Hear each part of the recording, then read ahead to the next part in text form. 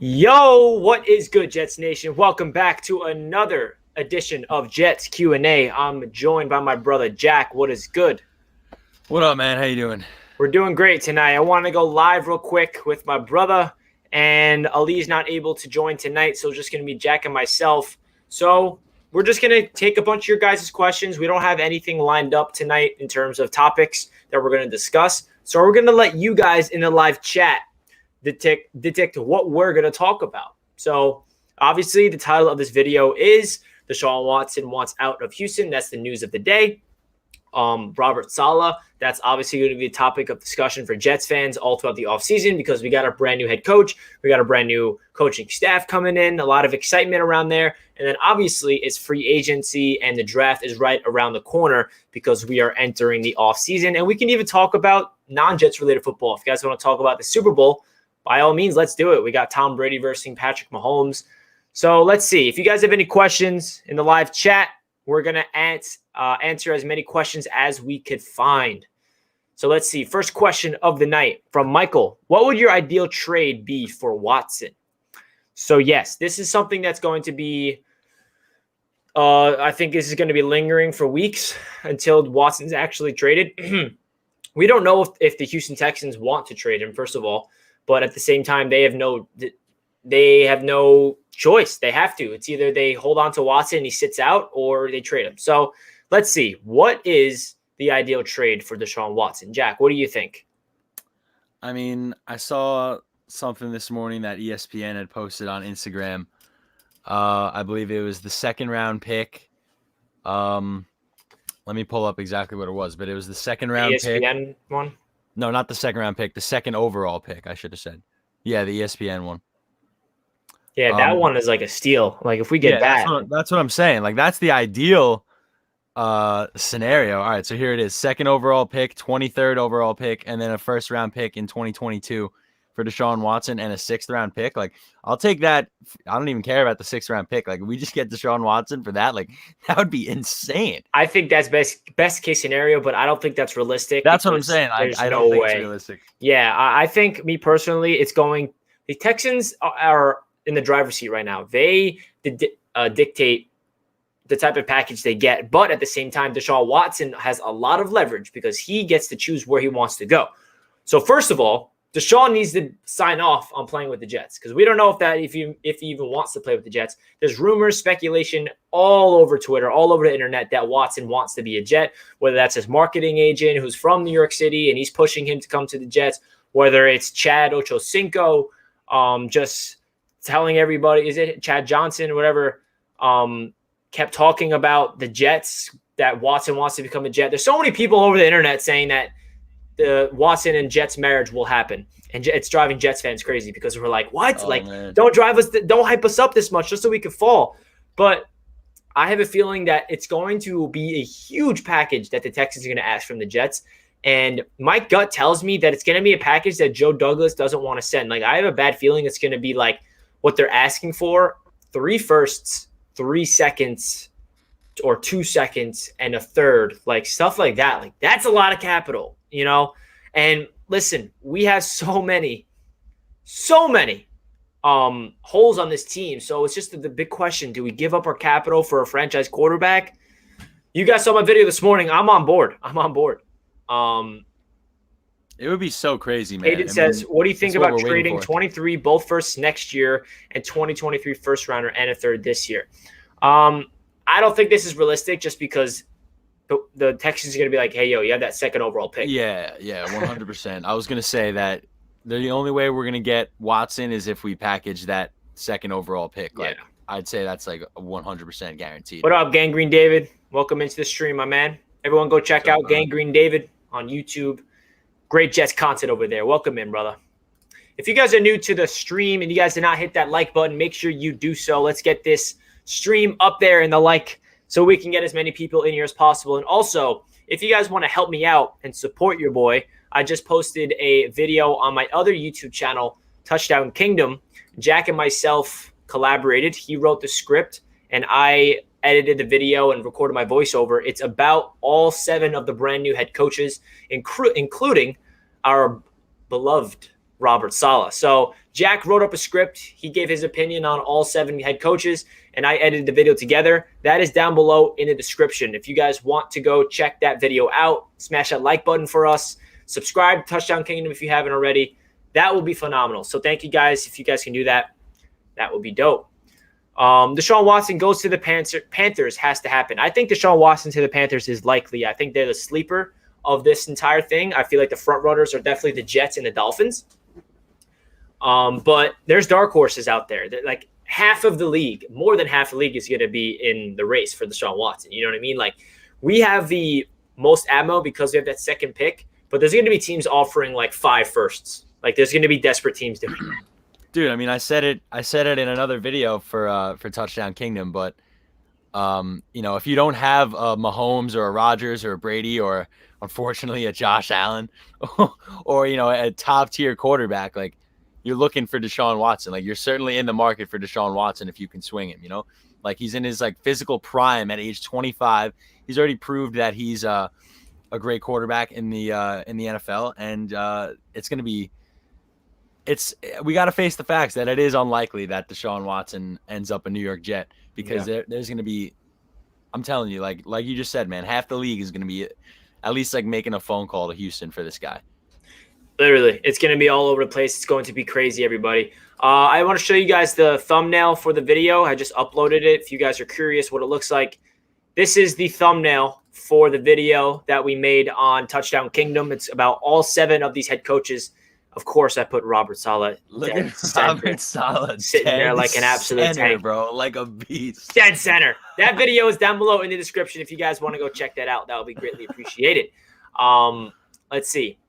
Watson is going to be a Jet. We got a first-time listener. Thank you so much for joining in, brother. I wish. Let's manifest it into existence. Again, let's just ground everybody real quick.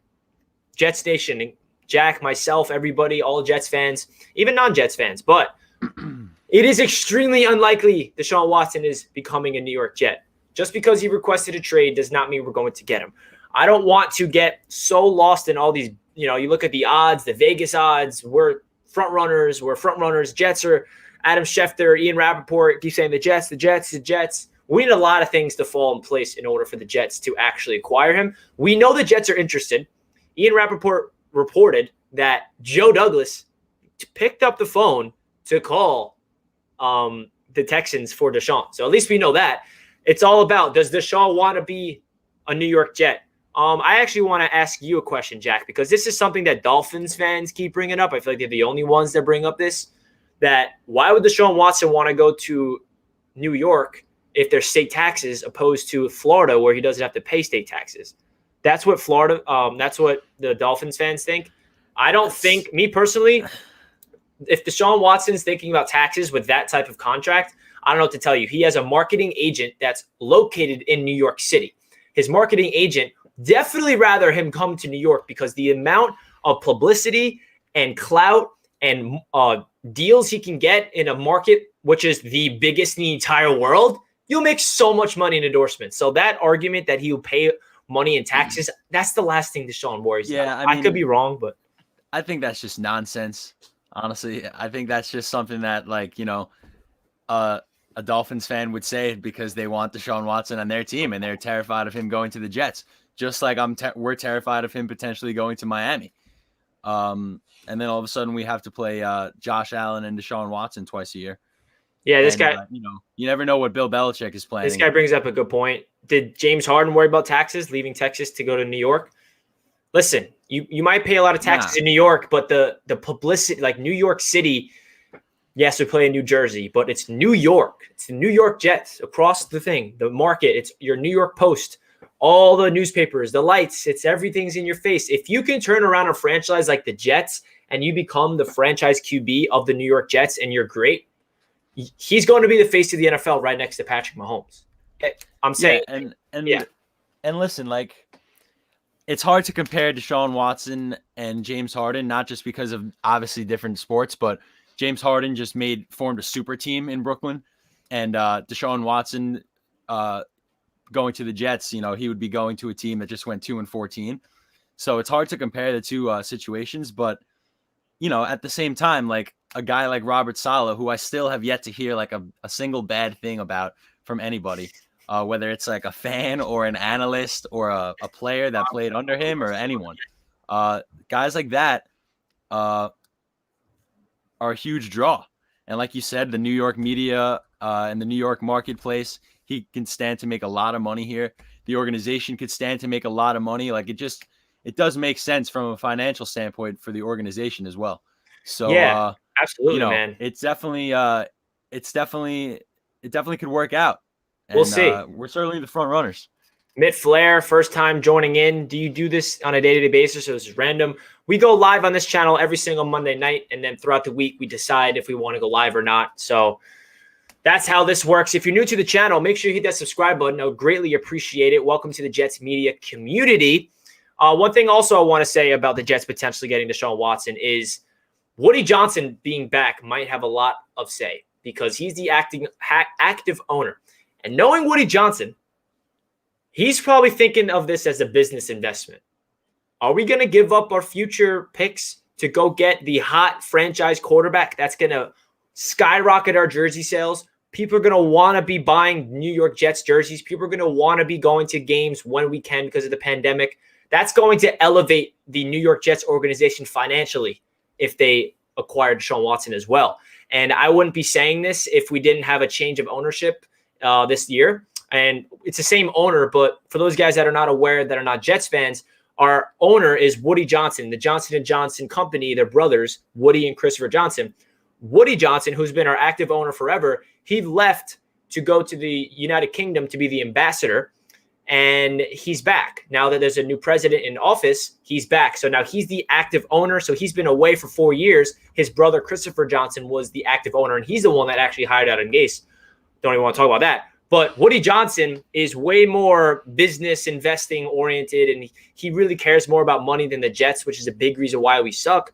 But I think that if Woody Johnson pushes it and he's talking to Joe Douglas, it's all on. If Joe Douglas is the one that's going to make the decision, obviously it's in his ballpark. Joe Douglas is not going to give up his entire future if it means that he can't develop a vision to develop around Deshaun Watson, because that's a huge part of it. I mean, that needs to be talked about. Robert Saleh and all the coaching staff in the front office needs to say, if we give up this, and this much for Deshaun Watson, what's the game plan to build around him? They need to have a long-term plan before they can really go out and get him. You know what I mean? That's how I look at it. For sure, man. For sure. Any other questions? Let's see. I'm trying to see if you guys have any questions in the chat. Send them our way. Yeah. I'm worried about the Panthers now, too. I don't understand all the hype around Rule. Guy went like 5-11 last year, and suddenly he's the groundbreaking coach. Yeah, that was the guy that a lot of Jets fans wanted when we hired Gase instead of.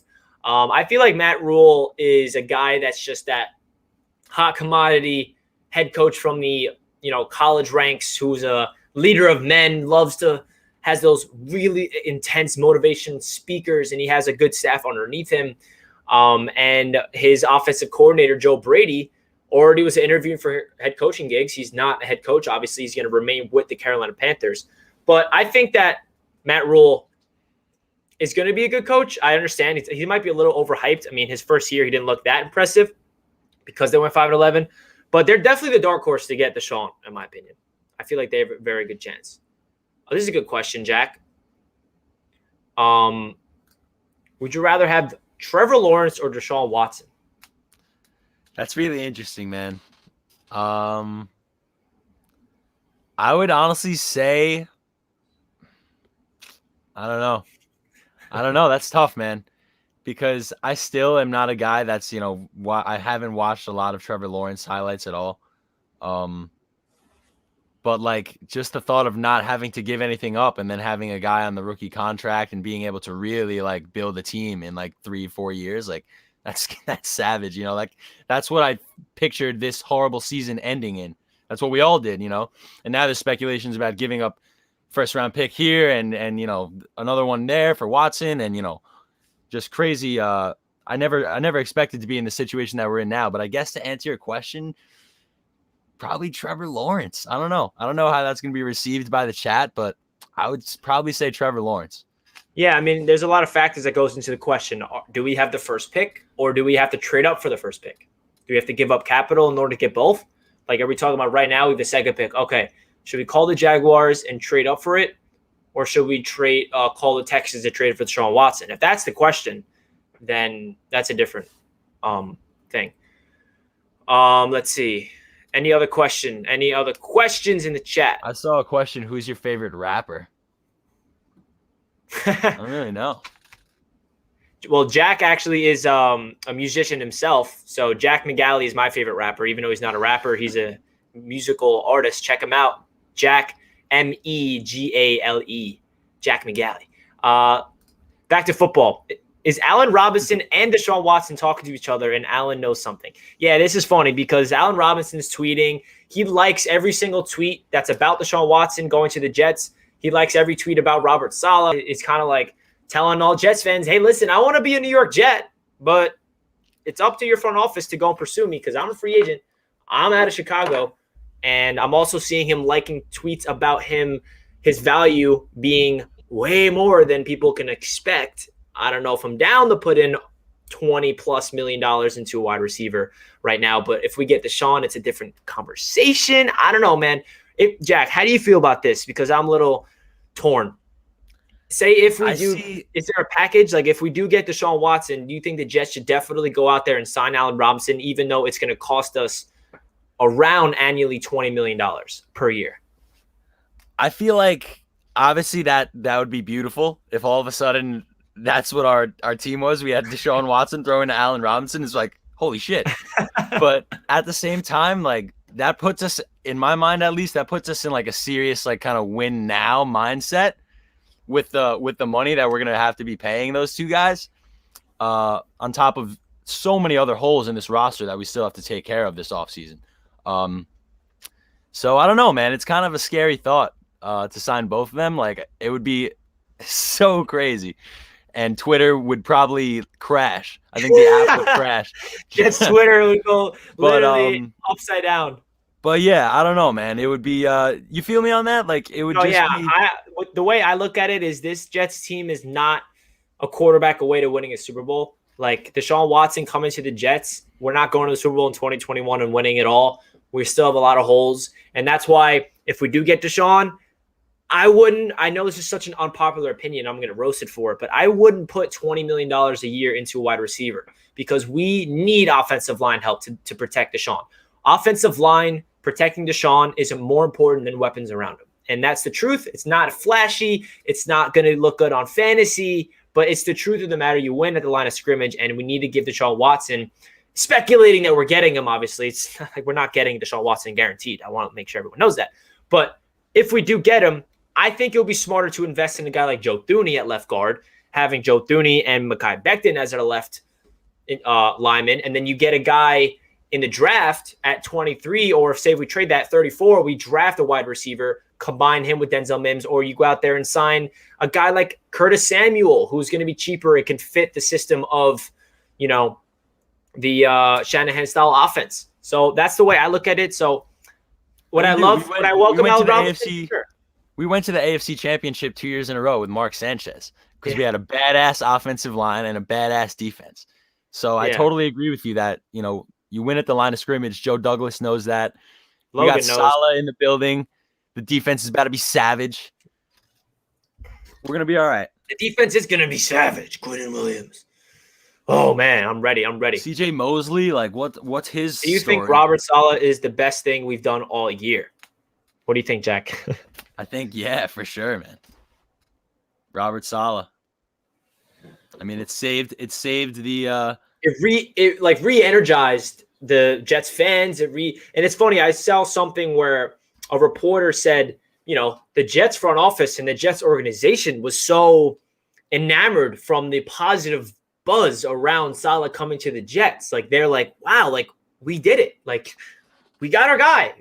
Because they know what happened 2 years ago when we hired Gase. It was the opposite. Yeah. Newspapers were saying wrong, bad hire. Everybody on Jets Twitter was saying it was terrible, and it was a nightmare. So now it's the complete opposite.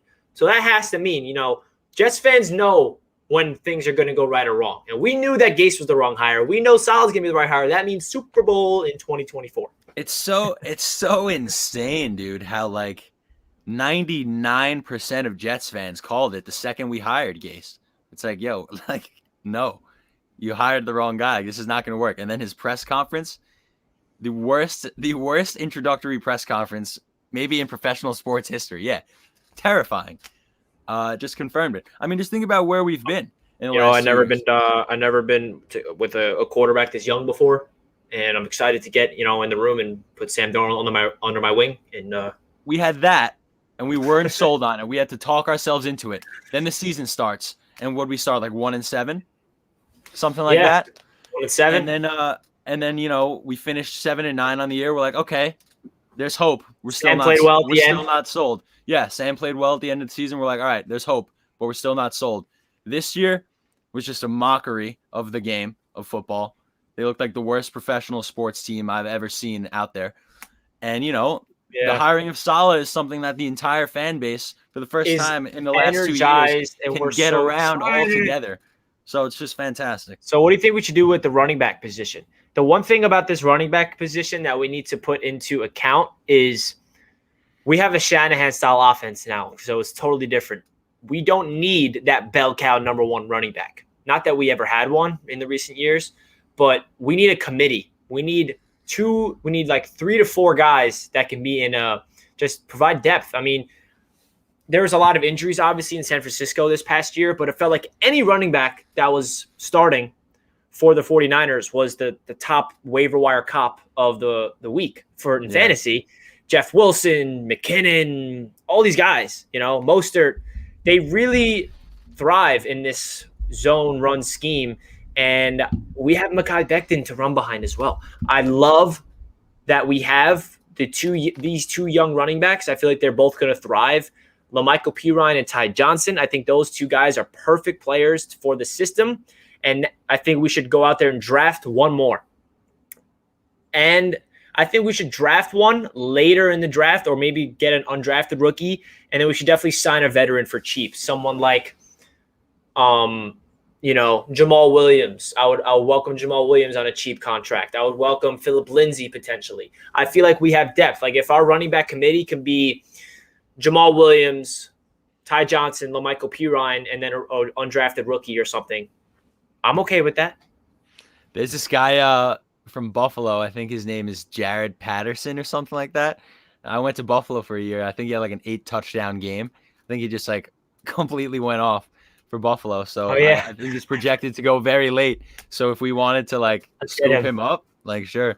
James Robinson was undrafted last year, man, and he rushed for 1,000 yards. You can find those diamonds in the rough, man. For sure. Do you think that we'll have a top 15 defense because of Robert Saleh?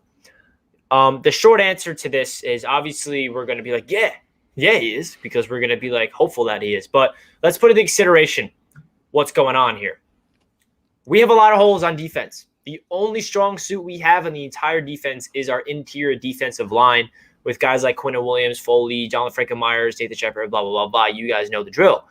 Right now, big question marks in the secondary. Number one, is Marcus May re-signing? We don't know. Would we love him to re-sign? 100%. Cornerbacks. We have right now Bryce Hall, who played half of the season, and he looked really promising as a rookie. Bless Austin looked very skeptical in coverage. Up in the air. So the cornerback, big question mark. Middle linebacker, we have someone named CJ Mosley who's getting paid annually around $15 million per year and hasn't played in 2 years. Is he going to come back his same self? We don't know. Edge rusher, we don't have a true edge rusher. So yes, the answer to the question is it's unknown. I can answer this question after the offseason, after I see the personnel that we bring in. Are we going to go out there and sign Richard Sherman for a cheap 1-year deal to be that veteran presence in the secondary? Are we going to re-sign Marcus May? Are we going to sign a big ticket edge rusher finally? Are we going to draft an edge rusher early in the draft? We don't know, man. Are we going to draft their early corner? What do you think, Jack? Do you think there's a possibility? I personally would like to sign an edge rusher. I mean, if Joe Douglas really likes somebody in the draft, then let's go for it. But I feel like guys that we've drafted for that specific role in the past haven't really worked out or really lived up to their fullest potential. So I feel like maybe if we can just sign a bona fide stud, I love somebody like Shaq Barrett. I know we all would, but we obviously know he's going to cost a lot of money. But like somebody like him on the edge with Quinnen Williams and Franklin Myers in the middle, like it would be a wrap. Defensive line wise, CJ Mosley's another huge question mark. I did see that somebody posted, I think it was on Twitter the other day. I just saw a screenshot.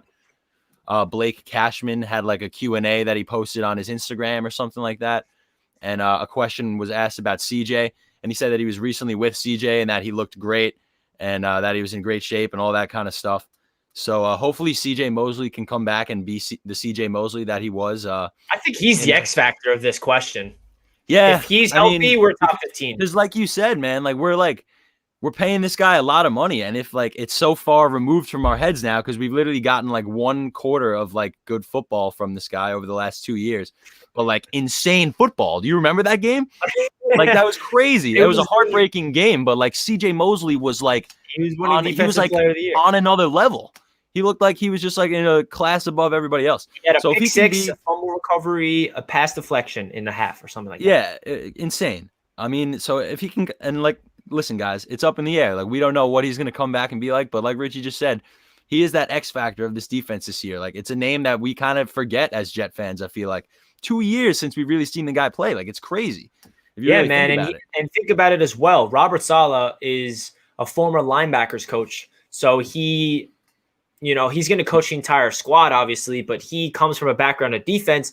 He was the Jacksonville Jaguars linebackers coach during those Saxonville days with Ngakoue, with all these guys that was successful. So it's all about his health. I feel like if CJ Mosley gets on the field, he might be a little rusty the first couple of games, but there's a reason why we gave him that crazy contract. He's that good when he was on the Baltimore Ravens. He's a top 5, potentially top 3 inside linebacker during the years when he was playing in Baltimore. He's that great. So if he could become a shell of himself in Baltimore and just get on the field, he's the quarterback of the defense. He's going to be, lining everybody up. It's the head communicator. That was the big issue with this Jets team, I feel like, these past 2 years, man. We didn't have that leader on defense. Marcus May had to take over that role, and that wasn't really his, it wasn't his natural role. And he did a heck of a job to be the leader of that defense, but that's not what Marcus May is supposed to be. We need a guy like CJ to be the leader and Marcus to be that guy that's a dog no one really noticed about.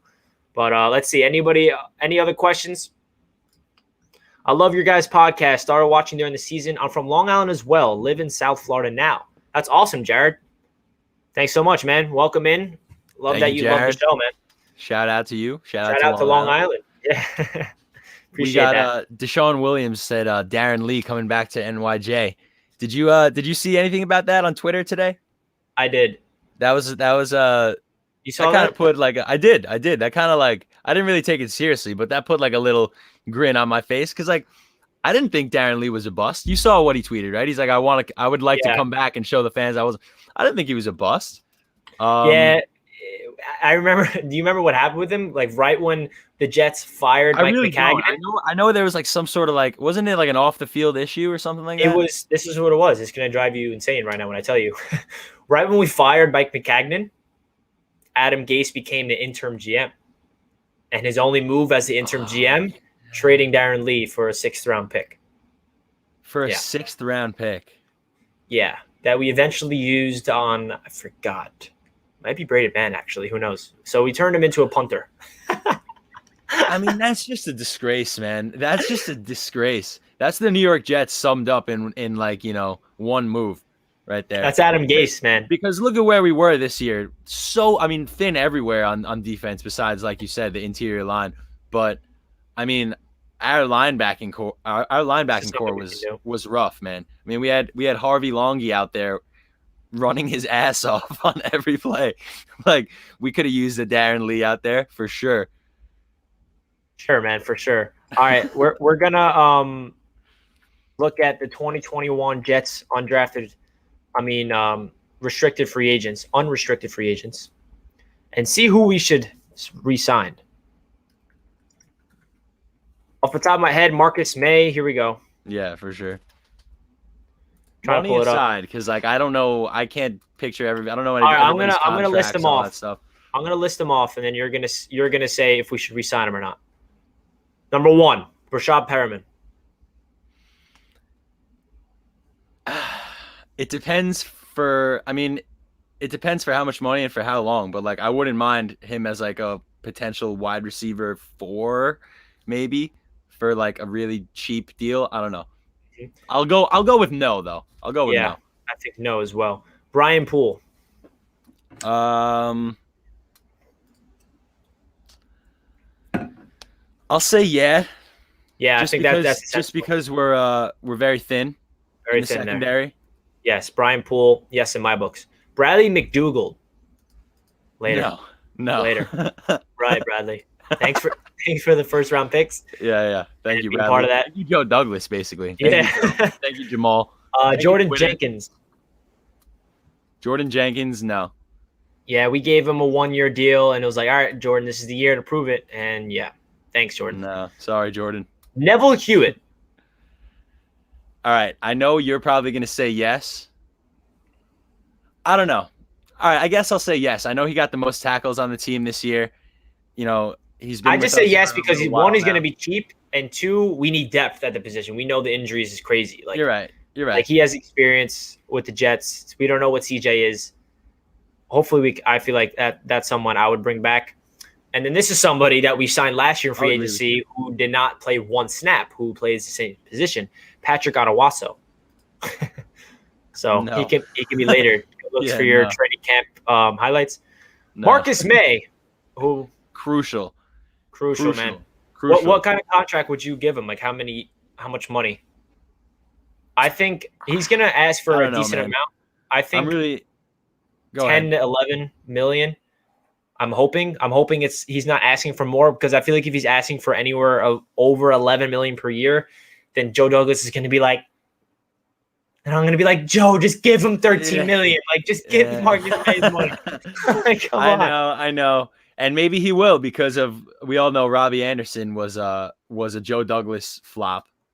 Yeah, Marcus May is essential. He should get re-signed today. Like, I don't understand if he gets pissed. I'm really the wrong guy to ask about, like, numbers wise, salary wise, like what each position typically gets, like what's the running rate for a safety who's 27, 28. Like, I don't know. You know? I feel you. But I just don't want to break the bank for Marcus May.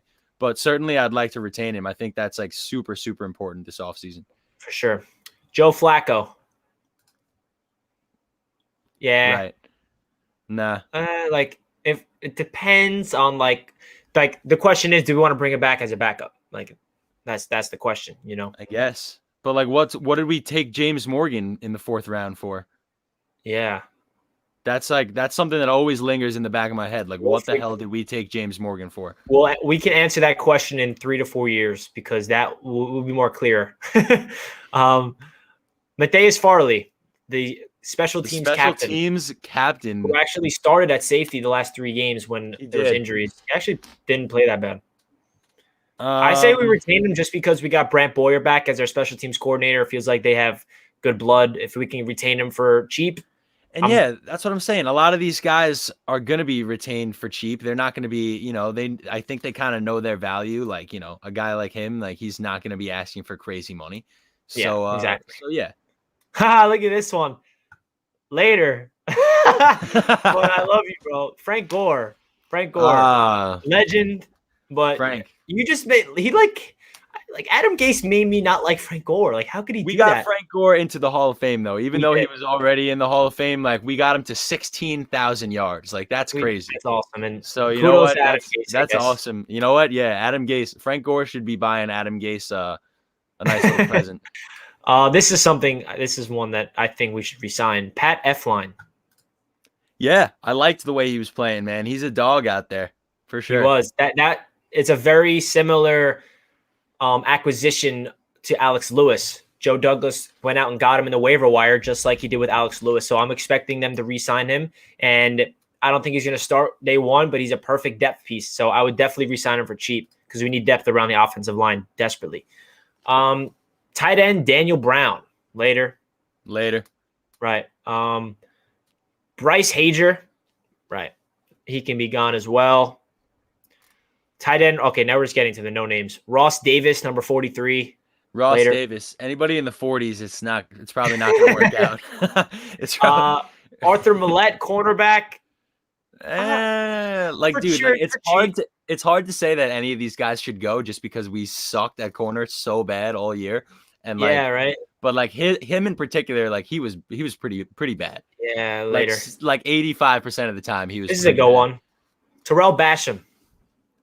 Yeah, for obviously for very cheap. But does he fit? Does he fit the 4-3 scheme? Is the question. I think he's just another body to rotate in there, man. I mean, because he's an outside linebacker, right? And the 3-4 system, traditionally the outside linebackers is lined up on the edge, rushing the quarterback. But now we're transitioning to a 4-3 system, which is a like four linemen, 3 linebackers in the back. So I don't know. It's confusing the sets. I don't know if Terrell Basham fits the 4-3 scheme.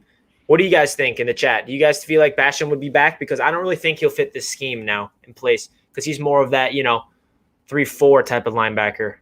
I would personally say yes, just because I think that he was just one of the guys that held their own on the defensive line this year, and that it wouldn't cost a lot to get him back at all. Yeah, and he's like been with the program and he knows the guys, and I think he could. I don't know. I think he could improve, but it's not a huge deal. That's really all like the big time undrafted, unrestricted free agents. Excuse me. So, any other questions that we can get into? Let's talk about. I don't know, man. I saw somebody say Frank Gore as a coach. I would love to bring Frank Gore in as like a running backs coach. That would be awesome. That would be savage. We could talk about the coaching staff. All right, guys. I've realized that we got over 130 people watching right now. That is awesome. If you guys are not already, make sure you smash that like button. And if you guys are not subscribed to Jets Media, make sure you do so as well. And also, if you guys want to help Jack and myself out grow my new YouTube channel, you guys probably heard me talk about this a lot. It's called Touchdown Kingdom. I just posted a video today on it. Jack wrote the script and I edited up the video. This is the thumbnail. The link to this video is down below in the description if you want to hear what we had to say about Robert Saleh and the rest of the guys. Don't forget to subscribe. And just look at that beautiful bald head in the middle of the thumbnail. Doesn't he just look like the best guy out of all of them? For a few seconds. Just like a stud. It's just... It's beautiful. It's awesome. Appreciate that, guys. Appreciate that. All right. Like if you have hair, we don't want you. If you have hair on the top of your head, no. It's a no from us. All right. What type of offense you think our offensive coordinator is going to run? So he's going to run the Kyle Shanahan offense, which is the West Coast traditional zone run, bootleg, play action. Basically, what the offense is going to look like is a branch of Sean McVay's offense, a branch of Mike Lefleur's offense, a branch of Kyle Shanahan, sorry. It's going to be Mike Lefleur's twist on the offense, and this is a very successful one. If you watch the Los Angeles Rams, it's going to look like that. If you watch the Green Bay Packers offense, it's going to look like that, but in its own unique way, because obviously we have different personnel and we have somebody else calling the plays. But that's what it's going to be about. It's going to be establishing a run game, getting the running backs on the outside, pulling the tackles in, like what's your vision about it? That's what I was going to mention, is that I feel like whenever I watch the San Francisco 49ers run the ball, it's mostly off the tackle or it's like a toss way to the outside, And I feel like that excites me because we saw so many just gives right up the middle to Frank Gore, just like we were talking about this year. We need to run behind Mekhi Becton. He is a run blocker. We saw that, he was still very solid in the pass protection. But he did have his struggles. Mekhi Becton is a run blocking machine. He wants to run. He wants to run upfield, and he wants to find somebody to put into the dirt.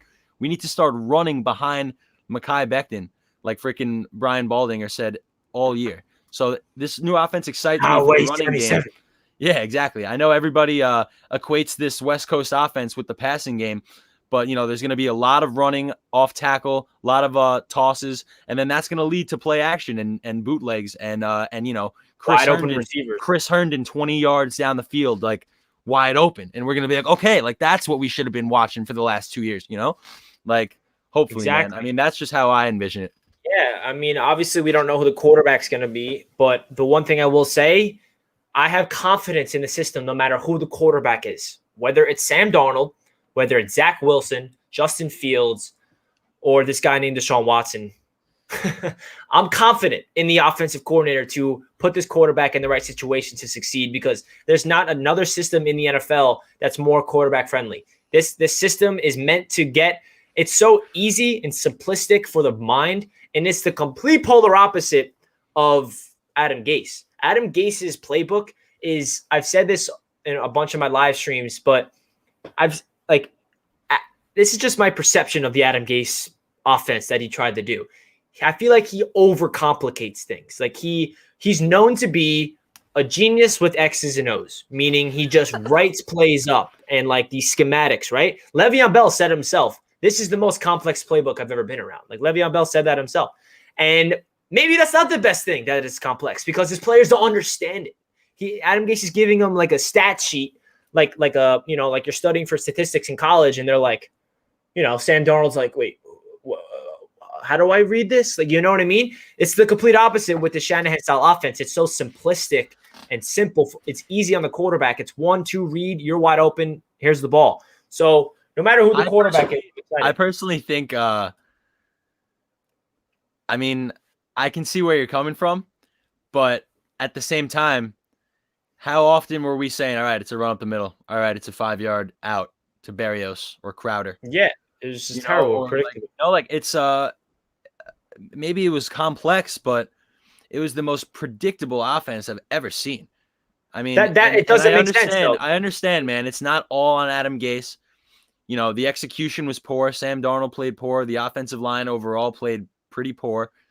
Our skill positions were pretty much useless for most of the year because we were just handing the ball to Frank Gore or throwing it to Crowder. I mean, I just feel like we weren't giving it Mims any reps that he deserved. We weren't giving Piron any reps that he deserved. Ty Johnson showed flashes here and there, but Adam Gase just had this offense in just this dwindling, predictable tornado of times failure. That I guess what he's going to do on the live. So I guess I can understand. I respect your opinion always, but I just don't see. I don't think it was. I don't know. I guess I just disagree with you is what I'm saying. Yeah, absolutely. The reason why I feel that way is just because of how comfortable Sam Darnold looked his rookie year in terms of the playbook and the command of the offense and his presence and his ability to scan the field and making good reads compared to Adam Gase's system. It felt like he didn't know where to go. It felt like Gase as a coach, like whether throw out X's and O's at the door, just Adam Gase as a coach, he just didn't simplify the offense in Sam Darnold's mind where it was all over the place and Sam just didn't have a good grasp of it. Where his first year under Jeremy Bates, who actually came from the Shanahan style offense. So we were running a Shanahan style offense in Sam's rookie year. So that's why I say that, just because how else would Sam regress that hard? I just feel like it was a playbook that, one, didn't fit Sam, and two, was too complex for him to understand. I don't know. It's just a proven unsuccessful offense. The only time I was successful was with one of the greatest quarterbacks of all time, Peyton Manning, who basically called his own plays. So enough of talking about that bum, Adam Gase, right? Yeah, right here. He was the worst coach in NFL history. Give me a break. Seriously, Joseph. I don't know why we're even talking about him. He's not even a person in Jets land. We have Robert Saleh now. He's a loser. Right. He is a loser. All right. Let's see. Do you read into finalists for head coaches seem to be best suited for fixing Sam? Saleh with Lefleur, 49ers, but also Arthur Smith, who fixed Tannenhil post-Gase. Yeah, man, that was the big conversation of, are we going to keep Sam? And if we're keeping Sam, what type of coach we're bringing in? Are we moving on from Sam? So what type of coach we're bringing in? I always said this. If we move on from Sam Darnold, as a Sam Darnold fan, and I care about Sam's success in the NFL, whether it's on the Jets or not, I want him to go to San Francisco because I feel like he would thrive the most in a Shanahan-style offense. Here we are today with a Shanahan-style offense. But we'll see, man. I feel like Arthur Smith would be really good for him as well. But if we do move on from Sam, I just hope that the Jets really give him a chance and trade him to the right organization where he can show his worth. Because I genuinely believe in him. I believe if there's a system in place for Sam Darnold, he'll get his mind right. He'll get back to his rookie ways. He'll have these crazy, flashy plays. I mean, if you go back to his 2020 season, there's way more negative stuff that overweighs this, but there were some times where he was making crazy plays that was highlights all over the place, like that 50-yard run on Thursday Night Football, that touchdown he had against the 49ers in garbage time. I know it's garbage time, and I was talking about the crazy flashes that he shows. Like, I feel like there's a chance in him, and maybe it's time to move on with the Jets because it's like financially it wouldn't work, and I feel like Sam's time in the New York Jets is definitely coming to an end, and I kind of accepted that, which I'm okay with. But I still feel like you give Sam a really good coach and a good organization that has sustainable culture brewing that's already there, Sam will be a good quarterback. I genuinely believe that, man. But we'll see. I totally agree with everything you said, man. How close do you think we are getting Deshaun Watson? I don't think we're close at all. I think that we're going to be in a bidding war with the entire NFL, including the Miami Dolphins. What do you think, Jack? Yeah, I mean, nothing's going to be announced until the middle of March. So, I mean, well, they can actually, if they have an agreement in principle, they can like agree on it and report it. Oh, and then but it won't be official until March 17th. It won't be official until March 17th. Yeah. Okay, then I mean, I totally still agree with you, though. I mean, it's going to be like we said before earlier in the stream. I know some of you obviously weren't here, but it's still unlikely that the Jets are going to get Deshaun Watson. Like Richie said before, like half the league is going to be making phone calls to Houston to see like what they can pull off to get Deshaun Watson because he's a top tier quarterback who's 25 years old. He's in his physical prime. He went 4-12 this year and still managed to lead the league in passing yards. So, he's an elite player and an elite quarterback, which doesn't come around very often. It's the most precious position in all of sports. So, it's not going to be easy to get Deshaun Watson. I guess you could put it like that. It's not going to be easy to get Deshaun Watson, although we do have the ammo to get it done. But, it's going to be there's a long road ahead. There's going to be many discussions that Joe Douglas, as well as, Saleh, need to have together. And the Johnsons as well, obviously. And Jaime Eli, who I don't know what he looks like, but I heard his name like 45 times during the press conference the other day. So, it all depends on what those guys envision for this team and how much they're willing to give up and what they see for the future of the Jets. So, it really depends on so many things. There's so many variables. What are your thoughts on this? I don't know if you saw this, but Todd McShay said that Watson is only slightly better than Darnold. And Todd McShay has always been a Sam Darnold fan since the draft. I remember he's always defended him, and he still believes in Sam. What do you have to say about this? I mean, I'm all for believing in Sam, but that's just kind of a foolish comment. I mean, say that Watson is slightly better than Sam Darnold, that's just foolish. And I like Sam. I would not be upset if Sam Darnold was the starting quarterback for the Jets this year. But I still think that's a foolish comment. Yeah, absolutely. I mean, it's like, are you serious? You look at the stats in the first 3 years, and he's way better. Maybe Sam can be somewhat like that down the line in his career, but right now, it's just maybe it was sarcasm. I mean, who knows? Yeah, I don't know. Maybe he's just saying that to get. I don't know. I've listened to and watched almost. I probably missed one. But I've watched almost every single Robert Saleh interview across the NFL media world. And he has Sam Darnold memorized. He says the same thing, over and over again when asked about Sam Darnold. And he says he has unbelievable arm talent. He was drafted at 3 for a reason. His ability to maneuver the pocket, throw on the run, keep his head up, and all these things. And that tells me that he is definitely trying to drive his value up rather than keeping him because he's not committing to it. When asked, they always ask Saleh, is Sam Darnold your quarterback next year? That's the question in almost every single interview. And he says, it's unfair to talk about that. It's a little premature. We're going to go about the quarterback position like we're going to do with the entire team. We're going to research the linebackers, the defensive line, the wide receivers, the entire position. Every single position on the team is going to get evaluated, and we're going to discuss on what players will fit our system best that we're bringing in a brand new scheme here. So that definitely opens the door for potential Sam Darnold departure. And I predict that he's gone. At the same time, what if it's, and this is obviously a hypothetical situation, but what if that's like him not committing to Sam is Joe Douglas and Saleh's way of just keeping the rest of the NFL on their toes, saying like, what the hell are these guys going to do with the second pick? Just like slowly driving up the value of that second pick, because there are plenty of teams that are going to be needing quarterbacks this offseason. So, what if it's just their way of just driving up the value of that second pick? I don't know. It's just something. I know it's going to be a crazy discussion. Anything's possible. And I can't even imagine the outrage on Jets Twitter if Sam is the quarterback, because there's 90% of the people want to move on from him for rightful reasons. I mean, Sam played terrible last year. He had more picks than touchdowns. It's not like they don't know what they're thinking, but they want to move on. I'm in the fence, man. You guys know me. I just believe, and this is such a cop-out. People be like, yo, you can't have that take, dude. It's such a cop-out. You could be happy either way. Well, yeah, man, that's how I live life, and I'm always happy, right?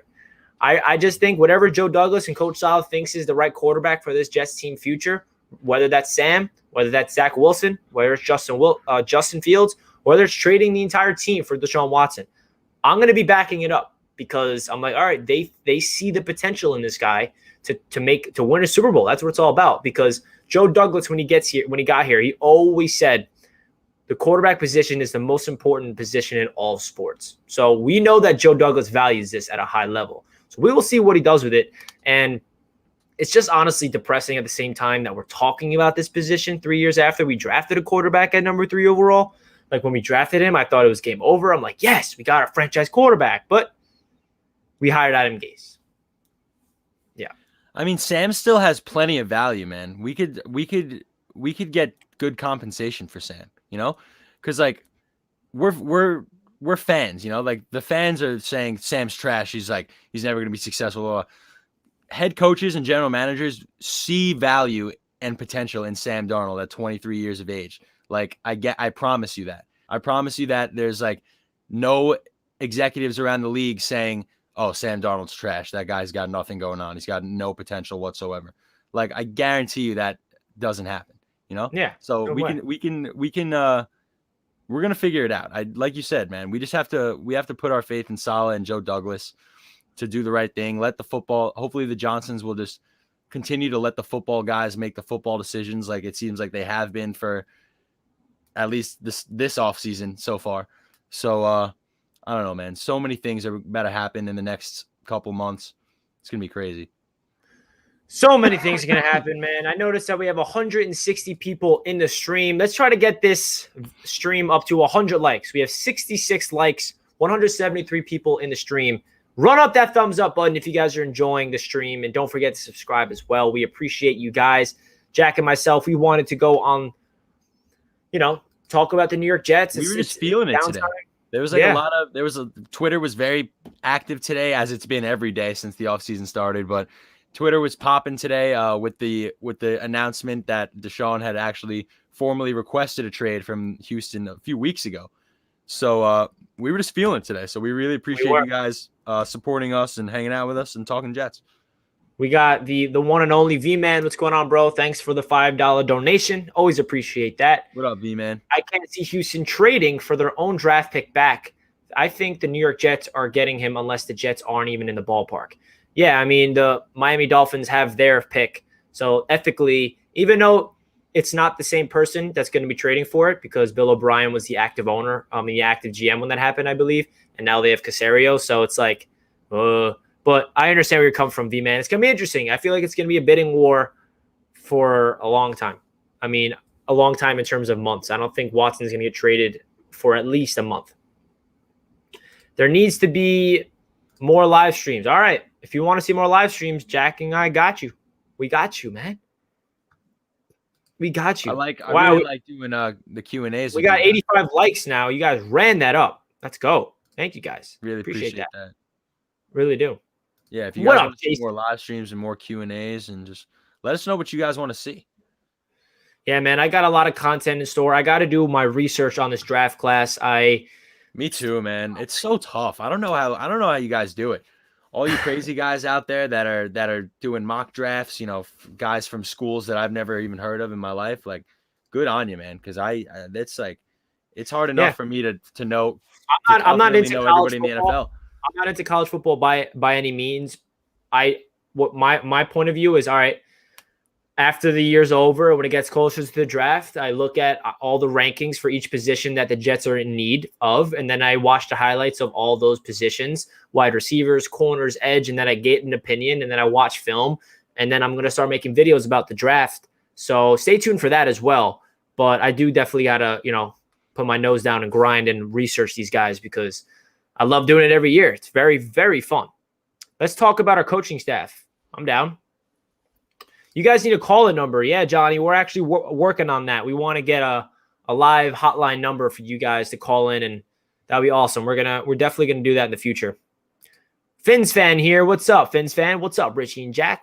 What up, man? Logan. What's my favorite MLB team? Right there, baby. LGM. LGFM. I saw some. Yeah, let's talk about the coaching staff. What about the coaching staff? I feel like we got a lot of things to talk about the coaching staff. Jeff Ulbrich calling plays on defense. We want to talk about Brant Boyer retaining as a special teams coordinator. Let's talk about this, Jack. Rob Calabrese as our quarterback coach. Yeah, I just found out that me and Richie went to high school with Rob Calabrese's cousin. Yeah. So, yeah, we saw a Facebook post, and this person was like, welcome home, cuz, and it was like a picture. It was like a screenshot of an article about him. So it's pretty cool. Yeah, And, Rob Calabrese, who's the Jets' new quarterback coach. He's 30 years old. Went to Islip on Long Island, beat Boomer Eisen's quarterback record there for touchdown passes. And Robert Saleh spoke really highly of him when he was actually talking to Boomer on an interview. And he expects Rob Calabrese to be an offensive coordinator sometime in the NFL in the future. I'm down for that. I mean, I'm not down for that, but that means if I feel like they're setting Robert Saleh, he told the Jets his plan. Okay, if we really do turn this thing around and our offense is dynamic, Mike Lefleur is going to be a head coach. If he's a head coach, how are you going to have continuity on the offensive end in the future? I need to hire assistants now that we can develop over the course of time. Rob Calabrese could be the guy. Yeah. Native Long Islander. Let's go. Let's talk about the Super Bowl to wrap things up. Who do you got in the Super Bowl, Jack? Listen, man, I really want the Chiefs to win it. The Chiefs are my number 2 squad, dating all the way back to the days of Priest Holmes. He was my boy, running back for the Chiefs. He was a dog. And, the Chiefs are my number 2 squad. And we obviously all hate Tom Brady, although I don't know, guys. It's hard for me to hate on Tom. It really is, man. Every time I watch the guy play, I'm just like, I don't know. He's just the greatest to ever do it. So it really is hard for me to hate on Tom. I wish he wasn't destroying us for the past 20 years because he really is the GOAT. And it's honestly, if you really think about it, it's been a pleasure to watch that guy play football for a long time now. So you can't really hate on the GOAT, man. It's going to be a crazy game, or at least I hope it's a crazy game. I hope it's a shootout. But yeah, I would like for the Chiefs to get the dub for sure. Yeah, man, I'm rooting for Patrick Mahomes and the Chiefs. On the AFC East roundtable last night, we had a Chiefs fan on there again. He's a really good kid. Michael, check out his channel, KC Sports Report. And me and him are the only ones to pick the Chiefs beating Buffalo. And me and him are the only ones picking the Chiefs in the Super Bowl. So Chiefs are winning. I don't know, man. My perspective of Tom Brady has changed. Whenever he left the Patriots last year, I'm like, all right, Tom, thanks for ruining my life for my whole life. Have fun in the NFC. Don't really care about you anymore. But now it's kind of like just being in awe of his greatness and like, holy crap, he's good. To be honest with you, that's kind of how I felt for a while now. Even his last few years for New England, I was just like, you know what? I'm so used to Tom just destroying us at this point. Like, Tom, you're the GOAT. Like, good for you, man. And now it just makes me happy though that we see that like Belichick had his struggles this year, and Tom is back in the Super Bowl. So like, eat shit, Bill Belichick, because you I really don't like at all, and Tom Brady, you're chilling. And Robert Kraft walking out of the Miami massage parlor. A nice poop sandwich for Robert Kraft as well. All right, guys, that's going to do it for tonight's Jets Q&A. Thank you guys so much for tuning in. We're going to do this a lot more often in the offseason. Seems like you guys enjoy it. If you guys did not smash that like button, make sure you do so. If you guys want to subscribe, that would be appreciated as well. And subscribe to Touchdown Kingdom, my NFL channel that Jack and I put a lot of work into. I'm very close to hitting 1,000 subscribers on that channel. If you guys can subscribe to that right now, I'll put a link in the chat real quick, because that would be phenomenal. That would be amazing if you guys could help us out. We're really trying to get that channel popping off. We're very close to, what am I at? I'm at like 950 something. And this is one of my favorite channels I started to build. It's all about the NFL. It's not just about the Jets. It's all over the place. I'm doing posting a video tomorrow previewing Patrick Mahomes versus Tom Brady. Posted a video today about Robert Saleh. That is up on the top. I just linked it. If you guys can go subscribe to there, we greatly appreciate it. Caden, thank you so much for subscribing, man. Appreciate that. You are the man. Thank you guys so much again for tuning in. We really do appreciate it. Yeah, man. It was very fun. Ask all your questions. That was awesome. Night. Super fun. Love answering your questions. Let us know, if you guys want more of this stuff. We love doing it. And yeah, thanks, Rich. Of course, man. Till next time, let's go Jets. We'll catch you guys baby. in the next stream. Peace out, everybody.